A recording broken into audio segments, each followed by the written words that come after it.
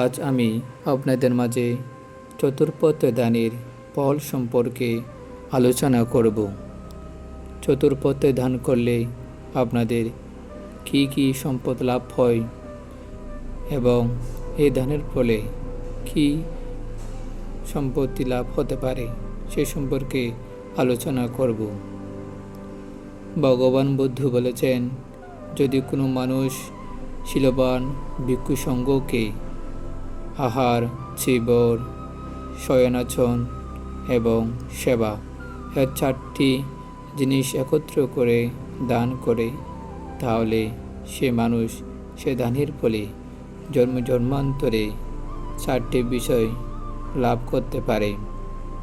সেই 5টি বিষয়গুলো হচ্ছে আয়ু, বর্ণ, সুখ, বল এবং প্রজ্ঞা। যদি কোনো মানুষ ভিক্ষু সঙ্গকে আহার দ্বারা সেবা করে, তাহলে সে মানুষ জন্মজন্মে আয়ু লাভ করে, অর্থাৎ সে দীর্ঘায়ু হয়ে জন্মধারণ করে, যার কারণে সে অনেক দিন ধরে এই পৃথিবীর মধ্যে দীর্ঘস্থায়ী হয়ে বেঁচে থাকে। দ্বিতীয়ত হচ্ছে বর্ণ। সে মানুষ এই চতুর্পথ দানের ফলে জন্মান্তরে সুশ্রী এবং সুন্দর দেহধারী হয়ে জন্মগ্রহণ করে। কারণ যদি মানুষ আহার গ্রহণ না করে, তাহলে সেই মানুষের শরীরটা খুবই বিশ্রী এবং হীনমন্যত হয়ে থাকে।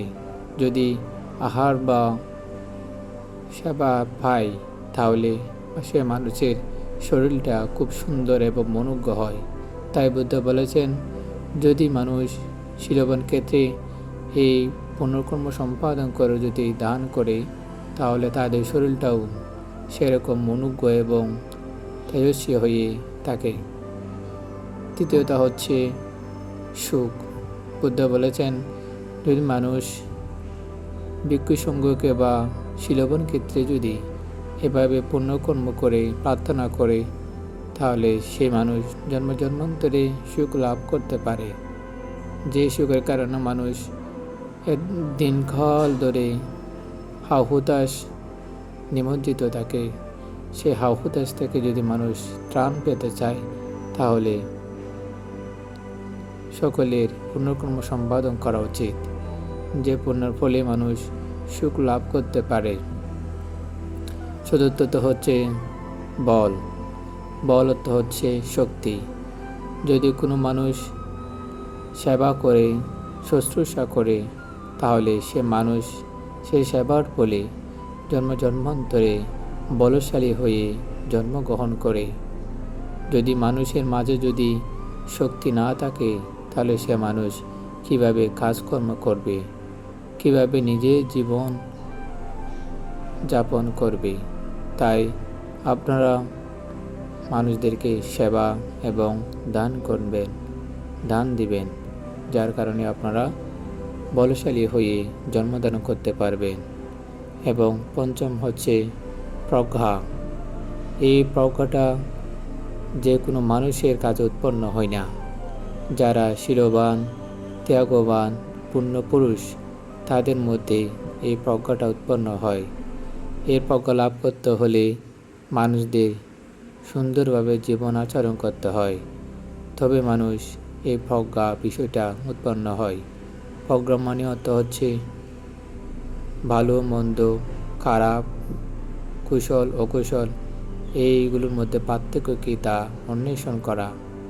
যদি মানুষ এই বিষয় সম্পর্কে অবগত হয়, তাহলে সে সঠিক এবং ভালো সিদ্ধান্তে পৌঁছতে পারে।